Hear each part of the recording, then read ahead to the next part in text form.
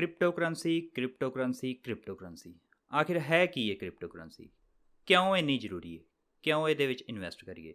ਮੇਰੇ ਜ਼ਿਆਦਾਤਰ ਦੋਸਤਾਂ ਦਾ ਇਹੀ ਪ੍ਰਸ਼ਨ ਹੁੰਦਾ ਹੈ। ਤਾਂ ਅੱਜ ਦੀ ਵੀਡੀਓ 'ਚ ਆਪਾਂ ਇਸੇ ਹੀ ਪ੍ਰਸ਼ਨ ਦਾ ਉੱਤਰ ਲੱਭਾਂਗੇ। ਕ੍ਰਿਪਟੋ ਕਰੰਸੀ ਨੂੰ ਸਮਝਣ ਤੋਂ ਪਹਿਲਾਂ ਥੋੜ੍ਹਾ ਜਿਹਾ ਆਪਾਂ ਹਿਸਟਰੀ ਬਾਰੇ ਜਾਣ ਲਈਏ।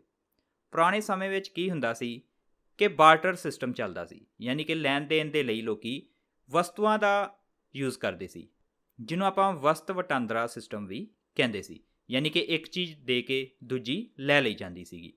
ਪਰ ਇਹ ਬਹੁਤ ਔਖਾ ਕੰਮ ਸੀ। ਹੌਲੀ ਹੌਲੀ ਸੋਨੇ ਅਤੇ ਚਾਂਦੀ ਨੇ ਬਾਰਟਰ ਸਿਸਟਮ ਦਾ ਥਾਂ ਲੈ ਲਿਆ।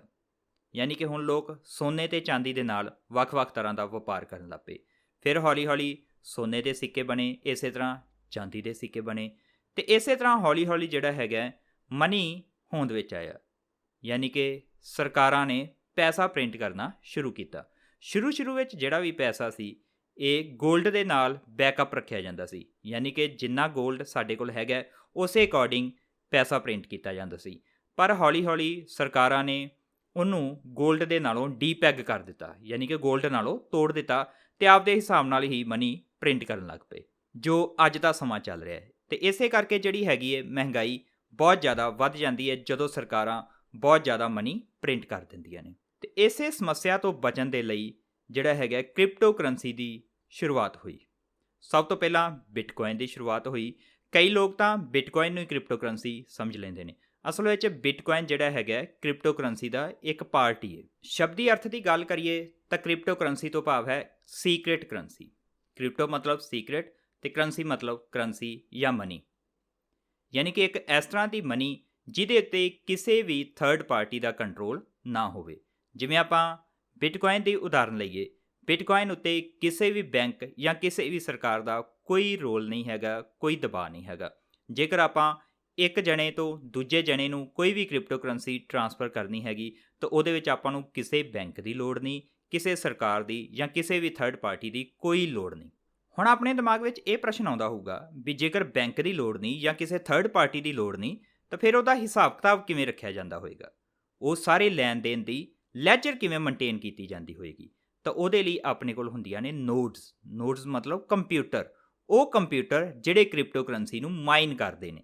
ਹੁਣ ਕ੍ਰਿਪਟੋ ਕਰੰਸੀ ਨੂੰ ਮਾਈਨ, ਇੱਕ ਹੋਰ ਨਵਾਂ ਕੰਸੈਪਟ ਆ ਗਿਆ ਕਿ ਇਹ ਆਖਰ ਮਾਈਨਿੰਗ ਕੀ ਹੁੰਦੀ ਹੈ। ਜੇਕਰ ਤੁਹਾਨੂੰ ਮਾਈਨਿੰਗ ਬਾਰੇ ਨਹੀਂ ਪਤਾ ਤਾਂ ਉਹਦੇ ਨਾਲ ਸੰਬੰਧਿਤ ਜਿਹੜੀ ਵੀਡੀਓ ਦਾ ਲਿੰਕ ਹੈ ਤੁਹਾਨੂੰ ਇਸ ਵੀਡੀਓ ਦੇ ਡਿਸਕ੍ਰਿਪਸ਼ਨ ਵਿੱਚ ਮਿਲ ਜਾਏਗਾ। ਇਹੀ ਕੰਪਿਊਟਰ ਜਾਂ ਨੋਡਸ ਹੁੰਦੇ ਆ ਜਿਹੜੇ ਕਿ ਉਸ ਕ੍ਰਿਪਟੋ ਕਰੰਸੀ ਦੇ ਸਾਰੇ ਲੈਣ ਦੇਣ ਦਾ ਹਿਸਾਬ ਰੱਖਦੇ ਨੇ। ਹਰੇਕ ਕੰਪਿਊਟਰ ਜਾਂ ਹਰੇਕ ਨੋਡ ਉੱਤੇ ਪੂਰੀ ਦੀ ਪੂਰੀ ਲੈਜਰ ਹੁੰਦੀ ਹੈ, ਜਿਹਦੇ ਵਿੱਚ ਇਹ ਲਿਖਿਆ ਹੁੰਦਾ ਹੈ ਕਿ ਫਲਾਣੇ ਬੰਦੇ ਕੋਲ ਜਾਂ ਫਲਾਣੇ ਐਡਰੈਸ 'ਤੇ ਇੰਨੇ ਕੋਈ ਕ੍ਰਿਪਟੋ ਕਰੰਸੀ ਹੈਗੀ ਏ, ਇੰਨੇ ਉਹਨੇ ਇਸ ਬੰਦੇ ਨੂੰ ਟ੍ਰਾਂਸਫਰ ਕਰਤੇ ਅਤੇ ਬਾਕੀ ਉਹਦੇ ਕੋਲ ਇੰਨਾ ਰਹਿ ਗਿਆ। ਯਾਨੀ ਕਿ ਸਾਰਾ ਲੇਖਾ ਜੋਖਾ ਜਿਹੜਾ ਹੁੰਦਾ ਹੈ ਉਹ ਉਸ ਲੈਜਰ ਉੱਤੇ ਹੁੰਦਾ ਹੈ, ਜਿਹਨੂੰ ਆਪਾਂ ਬਲੌਕਚੇਨ ਵੀ ਕਹਿ ਦਿੰਦੇ ਹਾਂ। ਤਾਂ ਇੱਥੋਂ ਸਪਸ਼ਟ ਹੈ ਕਿ ਕ੍ਰਿਪਟੋ ਕਰੰਸੀ ਦੀ ਲੋੜ ਇਸੇ ਕਰਕੇ ਪਈ ਤਾਂ ਕਿ ਕਿਸੇ ਤੀਜੇ ਬੰਦੇ ਜਾਂ ਤੀਜੀ ਪਾਰਟੀ ਦਾ ਕੋਈ ਵੀ ਇਹਦੇ 'ਤੇ ਕੰਟਰੋਲ ਨਾ ਰਹੇ। ਕਿਉਂਕਿ ਪੈਸਾ ਸਾਡਾ ਅਤੇ ਕੰਟਰੋਲ ਕਿਸੇ ਹੋਰ ਦਾ ਹੋਵੇ, ਇਹ ਕਿਵੇਂ ਹੋ ਸਕਦਾ ਹੈ? ਜਾਂ ਦੂਜੇ ਸ਼ਬਦਾਂ ਵਿੱਚ ਜਦੋਂ ਸਰਕਾਰ ਵਾਧੂ ਨੋਟ ਪ੍ਰਿੰਟ ਕਰ ਦਿੰਦੀ ਹੈ ਤਾਂ ਸਾਡੇ ਪੈਸੇ ਦੀ ਕੀਮਤ ਘਟ ਜਾਂਦੀ ਹੈ।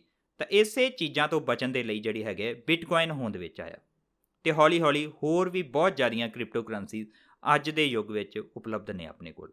ਹੁਣ ਇਹ ਜਿਹੜੇ ਵੱਖ-ਵੱਖ ਕੰਪਿਊਟਰ ਨੇ ਜਾਂ ਵੱਖ-ਵੱਖ ਨੋਡਸ ਨੇ, ਇਹਨਾਂ ਨੂੰ ਕੀ ਫਾਇਦਾ ਹੁੰਦਾ ਹੈ? ਇਹਨਾਂ ਨੂੰ ਇਹ ਫਾਇਦਾ ਹੁੰਦਾ ਹੈ ਕਿ ਜਦੋਂ ਵੀ ਕੋਈ ਟ੍ਰਾਂਜੈਕਸ਼ਨ ਹੁੰਦੀ ਹੈ ਤਾਂ ਉਸ ਨੂੰ ਵੈਲੀਡੇਟ ਕਰਨ ਦੇ ਲਈ ਇਹਨਾਂ ਨੂੰ ਬਦਲੇ ਵਿੱਚ ਕੁਝ ਨਾ ਕੁਝ ਕੋਇਨ ਪ੍ਰਾਪਤ ਹੁੰਦੇ ਨੇ। ਇਸੇ ਕਰਕੇ ਵੱਖ-ਵੱਖ ਕੰਪਿਊਟਰਾਂ ਲਾ ਕੇ ਵੱਖ-ਵੱਖ ਮਾਈਨਰ ਜਿਹੜੇ ਹੈਗੇ ਆ ਉਹ ਮਾਈਨਿੰਗ ਕਰਦੇ ਨੇ। ਮਾਈਨਿੰਗ ਡਿਜੀਟਲੀ ਰੂਪ ਵਿੱਚ, ਆਨਲਾਈਨ ਰੂਪ ਵਿੱਚ। ਵੈਸੇ ਕ੍ਰਿਪਟੋ ਕਰੰਸੀ ਨੂੰ ਇੱਕ ਡਿਜੀਟਲ ਕਰੰਸੀ ਕਿਹਾ ਜਾਂਦਾ ਹੈ, ਪਰ ਤੁਸੀਂ ਕਹੋਗੇ ਕਿ ਡਿਜੀਟਲ ਕਰੰਸੀ ਤਾਂ ਜਿਹੜੇ ਆਮ ਆਪਣੇ ਨੋਟ ਵਗੈਰਾ ਹੁੰਦੇ ਆ ਉਹਨਾਂ ਨੂੰ ਵੀ ਆਪਾਂ ਬੈਂਕਾਂ ਵਿੱਚ ਰੱਖ ਕੇ ਆਨਲਾਈਨ ਕਰ ਸਕਦੇ ਹਾਂ। ਪਰ ਅਸਲ ਵਿੱਚ ਉਹਦੇ 'ਤੇ ਬੈਂਕ ਦਾ ਕੰਟਰੋਲ ਹੁੰਦਾ ਹੈ। ਜੇਕਰ ਬੈਂਕ ਚਾਹਵੇ ਤਾਂ ਕਿਸੇ ਵੀ ਵੇਲੇ ਆਪਣੇ ਖਾਤੇ ਨੂੰ ਫਰੀਜ਼ ਕਰ ਸਕਦਾ ਹੈ, ਉਸ ਵਿੱਚ ਪਏ ਫੰਡ ਨੂੰ ਆਪਦੀ ਮਰਜ਼ੀ ਦੇ ਅਨੁਸਾਰ ਟ੍ਰਾਂਸਫਰ ਵੀ ਕਰ ਸਕਦਾ ਹੈ।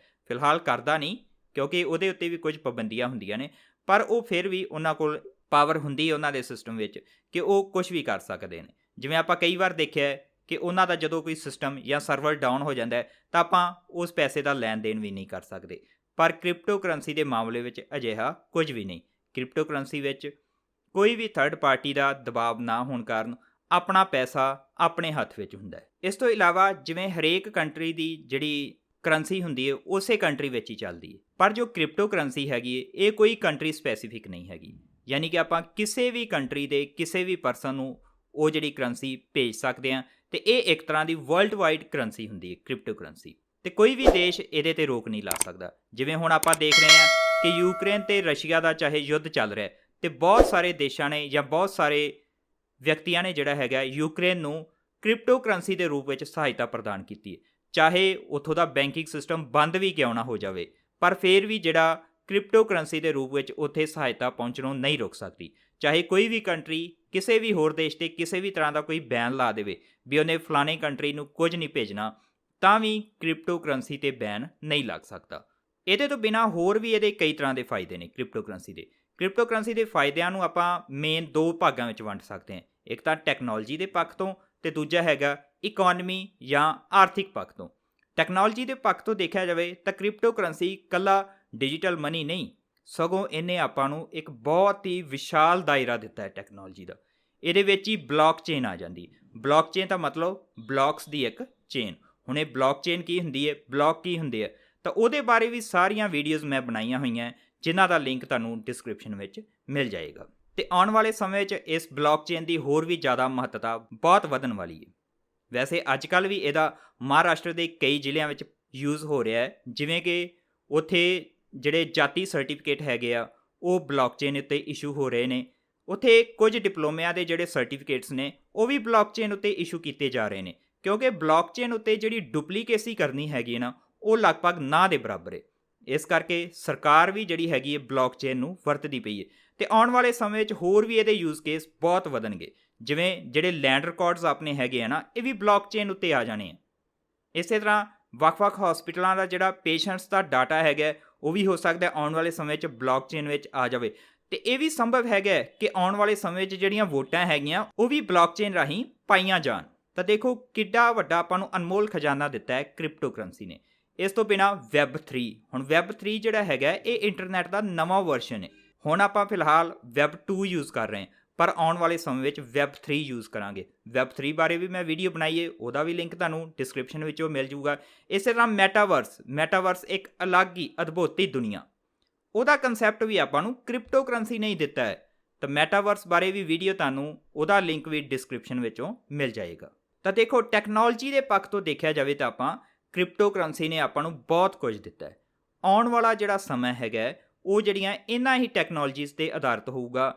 ਇਹੀ ਸਭ ਜੋ ਕ੍ਰਿਪਟੋ ਕਰੰਸੀ ਟੈਕਨੋਲੋਜੀ ਲੈ ਕੇ ਆਇਆ ਹੈਗਾ ਨਾ, ਕਿਉਂਕਿ ਆਪਾਂ ਨੂੰ ਪਤਾ ਹੈ ਕਿ change is the law of nature, ਵੀ ਬਦਲਾਵ ਤਾਂ ਆਉਣਾ ਹੀ ਆਉਣਾ ਹੈ। ਤੇ ਟੈਕਨੋਲੋਜੀ ਵਿੱਚ ਤਾਂ ਆਪਾਂ ਨੂੰ ਪਤਾ ਹੈ ਕਿ ਇੱਕ ਦਿਨ ਵਿੱਚ ਹੀ ਕਿੰਨਾ ਜ਼ਿਆਦਾ ਬਦਲਾਅ ਆ ਜਾਂਦਾ ਹੈ, ਤੇ ਜੋ ਵੀ ਇਹ ਬਦਲਾਅ ਆਉਣਾ ਹੈਗਾ ਉਹਨਾਂ ਨੂੰ ਲਿਆਉਣ ਵਿੱਚ ਕ੍ਰਿਪਟੋ ਕਰੰਸੀ ਬਹੁਤ ਹੀ ਵੱਡਾ ਆਪਦਾ ਰੋਲ ਅਦਾ ਕਰ ਰਹੀ ਹੈ। ਹੁਣ ਅੱਗੇ ਆਪਾਂ ਗੱਲ ਕਰਦੇ ਹਾਂ ਕਿ ਇਹਦਾ ਆਰਥਿਕ ਪੱਖ ਤੋਂ ਕੀ ਫਾਇਦਾ ਹੈ।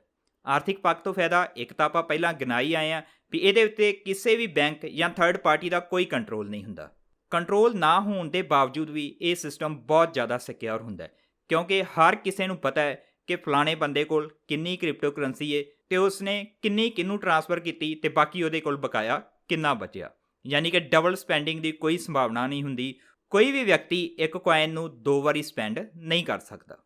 ਇਹਦੇ ਤੋਂ ਬਿਨਾਂ ਜਿਹੜਾ ਡੀਫਾਈ ਦਾ ਕੰਸੈਪਟ ਹੈਗਾ, ਡੀਫਾਈ ਮੀਨਸ ਡੀਸੈਂਟਰਲਾਈਜ਼ਡ ਫਾਈਨੈਂਸ। ਜਿਵੇਂ ਅੱਜ ਕੱਲ੍ਹ ਸੈਂਟਰਲਾਈਜ਼ਡ ਫਾਈਨੈਂਸ ਚੱਲ ਰਿਹਾ ਜਿਹੜਾ ਬੈਂਕਾਂ ਵੱਲੋਂ ਪ੍ਰੋਵਾਈਡ ਕੀਤਾ ਜਾ ਰਿਹਾ, ਤਾਂ ਡੀਸੈਂਟਰਲਾਈਜ਼ਡ ਫਾਈਨੈਂਸ ਦਾ ਕੰਸੈਪਟ ਜਿਹੜਾ ਹੈਗਾ ਉਹ ਵੀ ਆਪਾਂ ਨੂੰ ਕ੍ਰਿਪਟੋ ਕਰੰਸੀ ਨੇ ਦਿੱਤਾ ਹੈ। ਉਸੇ ਤਰ੍ਹਾਂ ਡੈਪਸ ਯਾਨੀ ਕਿ ਡੀਸੈਂਟਰਲਾਈਜ਼ਡ ਐਪਲੀਕੇਸ਼ਨ, ਕਿਉਂਕਿ ਅੱਜ ਕੱਲ੍ਹ ਆਪਾਂ ਜਿਹੜੀਆਂ ਐਪਲੀਕੇਸ਼ਨਸ ਜੋ ਵੀ ਯੂਜ਼ ਕਰ ਰਹੇ ਹਾਂ, ਫੇਸਬੁੱਕ ਹੋ ਗਿਆ, ਵਟਸਐਪ ਹੋ ਗਿਆ, ਉਹ ਸਾਰੀਆਂ ਸੈਂਟਰਲਾਈਜ਼ਡ ਨੇ, ਉਹਨਾਂ ਦਾ ਕੋਈ ਨਾ ਕੋਈ ਇੱਕ ਸੈਂਟਰਲ ਸਰਵਰ ਹੈਗਾ। ਪਰ ਹੁਣ ਡੀਸੈਂਟਰਲਾਈਜ਼ਡ ਐਪਸ ਵੀ ਆ ਰਹੀਆਂ ਨੇ। ਡੀਸੈਂਟਰਲਾਈਜ਼ਡ ਐਪਸ ਤੋਂ ਮਤਲਬ ਜਿਨ੍ਹਾਂ ਦਾ ਕੋਈ ਇੱਕ ਸਰਵਰ ਨਹੀਂ ਹੋਊਗਾ, ਬਲਕਿ ਜਿੰਨੇ ਉਹ ਸਿਸਟਮ 'ਤੇ ਰਨ ਕਰ ਰਹੀਆਂ ਹੋਣਗੀਆਂ ਹਰ ਕੋਈ ਹੀ ਉਹਦਾ ਸਰਵਰ ਹੋਊਗਾ। ਜਿੰਨੀਆਂ ਵੀ ਨੋਡਸ ਜਾਂ ਜਿੰਨੇ ਵੀ ਕੰਪਿਊਟਰ ਹੋਣਗੇ ਉਹੀ ਸਾਰਿਆਂ 'ਤੇ ਉਹਨਾਂ ਦਾ ਡਾਟਾ ਹੋਊਗਾ, ਅਤੇ ਕੋਈ ਵੀ ਇੱਕ ਬੰਦਾ ਉਹਨੂੰ ਕੰਟਰੋਲ ਨਹੀਂ ਕਰ ਸਕਦਾ। ਤਾਂ ਇਹ ਵੀ ਆਪਾਂ ਨੂੰ ਜਿਹੜੀ ਹੈਗੀ ਕ੍ਰਿਪਟੋ ਕਰੰਸੀ ਦੀ ਹੀ ਇੱਕ ਦੇਣ ਹੈ। ਹੁਣ ਗੱਲ ਕਰਦੇ ਹਾਂ ਵੀ ਕ੍ਰਿਪਟੋ ਕਰੰਸੀ ਵਿੱਚ ਇਨਵੈਸਟ ਕਰਨਾ ਕਿਉਂ ਜ਼ਰੂਰੀ ਹੈ। ਵੈਸੇ ਜ਼ਿਆਦਾਤਰ ਵਿਅਕਤੀ FD ਵਿੱਚ ਇਨਵੈਸਟ ਕਰਨਾ ਸਭ ਤੋਂ ਵਧੀਆ ਸਮਝਦੇ ਨੇ। ਤੁਸੀਂ ਮੈਨੂੰ ਦੱਸੋ ਵੀ FD ਵਿੱਚ ਅੱਜ ਕੱਲ੍ਹ ਵਿਆਜ ਕਿੰਨਾ ਕੁ ਮਿਲਦਾ ਹੈ?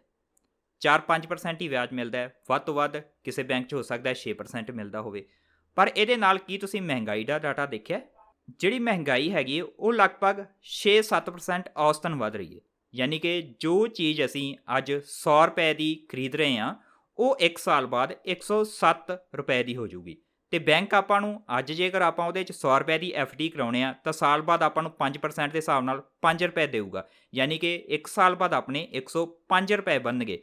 ਤੇ ਜਿਹੜੀ ਚੀਜ਼ ਆਪਾਂ 100 ਰੁਪਏ ਦੀ ਉਦੋਂ ਲੈ ਰਹੇ ਸੀ ਉਹ ਅੱਜ ਆਪਾਂ ਨੂੰ 107 ਦੀ ਮਿਲ ਰਹੀ ਹੈ। ਯਾਨੀ ਕਿ ਆਪਣੇ ਉਸੇ ਹੀ 105 ਦੀ ਵੈਲਿਊ ਜਿਹੜੀ ਹੈਗੀ ਹੈ ਉਹ ਘਟ ਗਈ। ਉਹ ਉਲਟਾ 2 ਰੁਪਏ ਆਪਾਂ ਨੂੰ ਨੁਕਸਾਨ ਹੋ ਗਿਆ ਵਧਣ ਦੀ ਥਾਂ। ਤਾਂ FD ਇੱਕ ਤਰ੍ਹਾਂ ਦਾ ਫਾਇਦੇ ਦਾ ਸੌਦਾ ਨਹੀਂ ਹੈਗਾ, ਇਹ ਤਾਂ ਘਾਟੇ ਦਾ ਸੌਦਾ ਹੈ। ਤਾਂ ਹੁਣ ਤੁਸੀਂ ਕਹਿ ਸਕਦੇ ਹੋ ਕਿ ਉਹਦੇ ਲਈ ਫਿਰ ਆਪਣੇ ਕੋਲ ਗੋਲਡ ਹੈਗਾ ਜਾਂ ਰੀਅਲ estate ਹੈਗਾ, ਜ਼ਮੀਨ ਹੈਗਾ, ਯਾਨੀ ਕਿ ਉਹਦੇ ਵਿੱਚ ਆਪਾਂ ਇਨਵੈਸਟ ਕਰ ਸਕਦੇ ਹਾਂ। ਤਾਂ ਉਹਦੀ ਕਹਾਣੀ ਵੀ ਆਪਾਂ ਦੇਖਦੇ ਹਾਂ। ਜੇ ਆਪਾਂ ਸ਼ੇਅਰ ਮਾਰਕੀਟ ਦੀ ਗੱਲ ਕਰੀਏ ਤਾਂ ਸ਼ੇਅਰ ਮਾਰਕੀਟ ਜਿਹੜੀ ਔਸਤਨ ਆਪਾਂ ਨੂੰ ਰਿਟਰਨ ਮਿਲ ਰਹੀ ਹੈਗੀ ਹੈ ਉਹ ਲਗਭਗ 17-18% ਮਿਲਦੀ ਹੈ। ਉਸੇ ਤਰ੍ਹਾਂ ਗੋਲਡ ਜਾਂ ਸੋਨੇ ਦੀ ਗੱਲ ਕਰੀਏ ਤਾਂ ਉਹਦੇ ਵਿੱਚੋਂ ਰਿਟਰਨ ਜਿਹੜੀ ਲਗਭਗ ਔਸਤਨ 11% ਮਿਲ ਰਹੀ ਹੈ। ਤੇ ਰੀਅਲ estate ਯਾਨੀ ਕਿ ਜ਼ਮੀਨ ਜਾਂ ਪਲਾਟ ਵਗੈਰਾ ਦੀ ਗੱਲ ਕਰੀਏ ਤਾਂ ਉਹਦੇ ਵਿੱਚ ਲਗਭਗ 10-11% ਦੀ ਰਿਟਰਨ ਮਿਲਦੀ ਹੈ ਆਪਾਂ ਨੂੰ ਔਸਤਨ ਜਿਹੜੀ ਹੈਗੀ। ਉਸੇ ਤਰ੍ਹਾਂ ਮਿਊਚੁਅਲ ਫੰਡ ਦੀ ਗੱਲ ਕਰੀਏ ਤਾਂ ਉਹਦੇ ਵਿੱਚ ਆਪਾਂ ਨੂੰ 14-15% ਤੱਕ ਰਿਟਰਨ ਮਿਲ ਸਕਦੀ ਹੈ। ਯਾਨੀ ਕਿ ਕਾਫੀ ਵਧੀਆ ਇਹ ਜਿਹੜੇ ਹੈਗੇ ਆ ਇਨਵੈਸਟਮੈਂਟ ਦੇ ਸਾਧਨ ਨੇ। ਹੁਣ ਗੱਲ ਕਰਦੇ ਆਪਾਂ ਕ੍ਰਿਪਟੋ ਕਰੰਸੀ ਦੀ।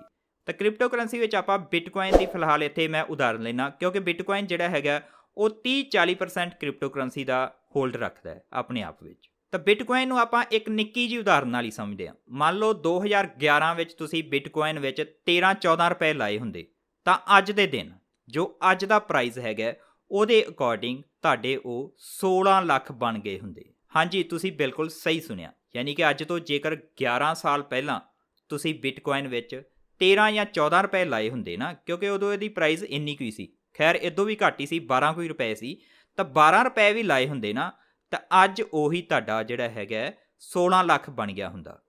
ਤੇ ਜੇਕਰ ਆਲ ਟਾਈਮ ਹਾਈ ਦੀ ਗੱਲ ਕਰੀਏ ਯਾਨੀ ਕਿ ਪਿਛਲੇ ਸਾਲ ਦੀ ਗੱਲ ਕਰੀਏ ਤਾਂ ਉਸ ਸਮੇਂ ਦੇ ਅਕੋਰਡਿੰਗ ਤੁਹਾਡਾ ਬਿਟਕੋਇਨ ਵਿੱਚ 55 ਲੱਖ ਬਣ ਗਿਆ ਹੁੰਦਾ।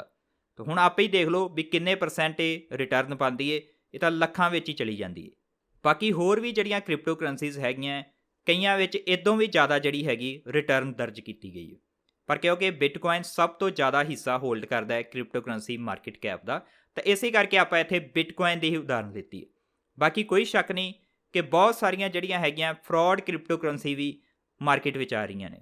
ਤਾਂ ਉਹਦੇ ਤੋਂ ਬਚਣ ਦੇ ਲਈ ਆਪਦੀ ਰਿਸਰਚ ਬਹੁਤ ਜ਼ਰੂਰੀ ਹੈ। ਵੈਸੇ ਕੋਈ ਵੀ ਆਪਾਂ ਕੰਮ ਕਰਦੇ ਹਾਂ ਉਹ ਤੋਂ ਪਹਿਲਾਂ ਰਿਸਰਚ ਜ਼ਰੂਰ ਕਰਦੇ ਹਾਂ, ਚਾਹੇ ਆਪਾਂ ਕਿਤੇ ਕੋਈ ਮਕਾਨ ਹੀ ਕਿਉਂ ਨਾ ਬਣਾਉਣਾ ਹੋਵੇ ਜਾਂ ਦੁਕਾਨ ਬਣਾਉਣੀ ਹੋਵੇ ਜਾਂ ਆਪਦਾ ਕੋਈ ਬਿਜ਼ਨਸ ਸ਼ੁਰੂ ਕਰਨਾ ਹੋਵੇ, ਤਾਂ ਪਹਿਲਾਂ ਆਪਾਂ ਰਿਸਰਚ ਕਰਦੇ ਹਾਂ ਵੀ ਇਸ ਕੰਮ ਦਾ ਕਿੰਨਾ ਕੁ ਸਕੋਪ ਹੈ, ਇਹਦੇ ਲਈ ਕੱਚਾ ਮਾਲ ਆਪਾਂ ਨੂੰ ਕਿੱਥੋਂ ਮਿਲੂਗਾ, ਕਿਹੜੇ ਇਹਦੇ ਜਿਹੜੇ ਹੈਗੇ ਆ ਕਸਟਮਰਸ ਹੋਣਗੇ, ਕਿੱਥੋਂ ਕਿੱਥੋਂ ਆਪਾਂ ਇਹਨੂੰ ਪ੍ਰੋਫਿਟ ਕਮਾ ਸਕਦੇ ਹਾਂ, ਸਾਰਾ ਕੁਝ ਆਪਾਂ ਐਨਾਲਿਸਿਸ ਕਰਦੇ ਹਾਂ।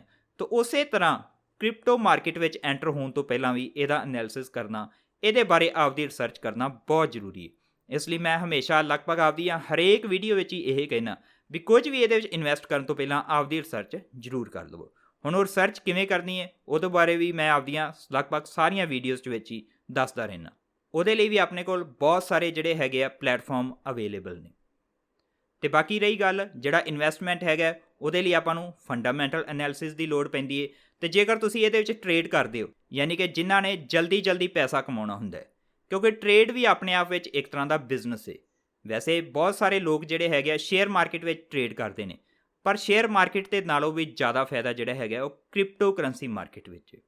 ਤੇ ਜੇਕਰ ਤੁਸੀਂ ਇਹਦੇ ਵਿੱਚ ਟ੍ਰੇਡ ਕਰਨਾ ਹੁੰਦਾ ਹੈ ਤਾਂ ਉਹਦੇ ਲਈ ਆਪਾਂ ਨੂੰ ਟੈਕਨੀਕਲ ਐਨਾਲਿਸਿਸ ਦੀ ਲੋੜ ਪੈਂਦੀ ਹੈ। ਤਾਂ ਟੈਕਨੀਕਲ ਐਨਾਲਿਸਿਸ ਜੇਕਰ ਤੁਸੀਂ ਚਾਹੁੰਦੇ ਹੋ ਵੀ ਕਿਵੇਂ ਕਰੀਦਾ ਹੈ ਤਾਂ ਉਹਦੇ ਲਈ ਕਮੈਂਟ ਜ਼ਰੂਰ ਕਰਿਓ। ਆਪਾਂ ਉਹਦੇ 'ਤੇ ਵੀ ਇੱਕ ਸੀਰੀਜ਼ ਲੈ ਕੇ ਆ ਜਾਵਾਂਗੇ ਵੀ ਕਿਵੇਂ ਆਪਾਂ ਕਿਸੇ ਵੀ ਕਰੰਸੀ ਬਾਰੇ ਜਾਂ ਕ੍ਰਿਪਟੋ ਕਰੰਸੀ ਵਿੱਚ ਟ੍ਰੇਡ ਕਰਨ ਦੇ ਲਈ ਟੈਕਨੀਕਲ ਐਨਾਲਿਸਿਸ ਕਿਵੇਂ ਕਰ ਸਕਦੇ ਹਾਂ। ਬਾਕੀ ਹੋਰ ਵੀ ਜੇਕਰ ਤੁਹਾਡੇ ਮਨ ਵਿੱਚ ਕਿਸੇ ਵੀ ਤਰ੍ਹਾਂ ਦਾ ਕੋਈ ਪ੍ਰਸ਼ਨ ਹੋਵੇ ਤਾਂ ਤੁਸੀਂ ਕਮੈਂਟ ਵਿੱਚ ਪੁੱਛ ਸਕਦੇ ਹੋ, ਆਪਾਂ ਜ਼ਰੂਰ ਉਹਦਾ ਕੋਈ ਨਾ ਕੋਈ ਉੱਤਰ ਲੱਭਾਂਗੇ। ਬਾਕੀ ਆਉਣ ਵਾਲਾ ਸਮਾਂ ਜਿਹੜਾ ਹੈਗਾ ਕ੍ਰਿਪਟੋ ਕਰੰਸੀ ਦਾ ਅਤੇ ਕ੍ਰਿਪਟੋ ਕਰੰਸੀ ਨਾਲ ਰਿਲੇਟਡ ਜੋ ਟੈਕਨੋਲੋਜੀ ਹੈ ਇਹਦਾ ਹੈ। ਤਾਂ ਅੱਜ ਦੀ ਵੀਡੀਓ 'ਚ ਇੰਨਾ ਹੀ। ਮੈਨੂੰ ਉਮੀਦ ਹੈ ਕਿ ਤੁਹਾਨੂੰ ਅੱਜ ਦੀ ਵੀਡੀਓ ਪਸੰਦ ਆਈ ਹੋਵੇਗੀ। ਜੇਕਰ ਤੁਹਾਨੂੰ ਅੱਜ ਦੀ ਵੀਡੀਓ ਪਸੰਦ ਆਈ ਤਾਂ ਇਸ ਨੂੰ ਲਾਈਕ ਕਰ ਦਿਓ ਅਤੇ ਆਪਦੇ ਫਰੈਂਡਸ ਦੇ ਨਾਲ ਵੱਧ ਤੋਂ ਵੱਧ ਸ਼ੇਅਰ ਕਰ ਦਿਓ, ਕਿਉਂਕਿ ਆਪਣੀ ਜਿਹੜੀ ਕਮਿਊਨਿਟੀ ਹੈਗੀ ਇਹਦੇ ਵਿੱਚ ਕ੍ਰਿਪਟੋ ਕਰੰਸੀ ਬਾਰੇ ਬਹੁਤ ਘੱਟ ਨੌਲੇਜ ਹੈ, ਬਹੁਤ ਹੀ ਘੱਟ ਲੋਕਾਂ ਨੂੰ ਕ੍ਰਿਪਟੋ ਕਰੰਸੀ ਬਾਰੇ ਪਤਾ ਹੈ। ਤਾਂ ਇਸ ਵੀਡੀਓ ਨੂੰ ਜ਼ਰੂਰ ਵੱਧ ਤੋਂ ਵੱਧ ਸ਼ੇਅਰ ਕਰੋ ਤਾਂ ਕਿ ਜ਼ਿਆਦਾ ਤੋਂ ਜ਼ਿਆਦਾ ਲੋਕਾਂ ਤੱਕ ਇਹ ਨੌਲੇਜ, ਇਹ ਇਨਫੋਰਮੇਸ਼ਨ ਆਪਣੀ ਆਪ ਦੀ ਭਾਸ਼ਾ ਪੰਜਾਬੀ ਵਿੱਚ ਮਿਲੇ। Thank you.